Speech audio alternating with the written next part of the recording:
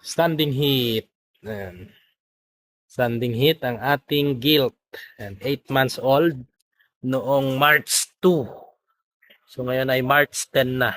So running to 9 months. Pina-AI na natin ito. Hindi na natin kuhanan yung ari niya para hindi tayo magkaroon ng violation.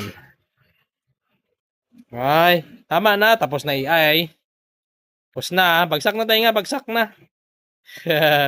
Tulog na, tulog na. Ah, nice. Hindi ka na dalaga. Nanay ka na. Ah, palong. Hmm. Ay.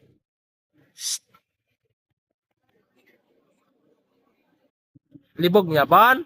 Yeah.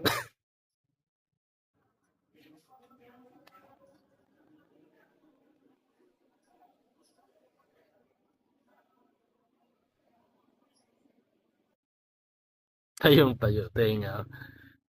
Ah.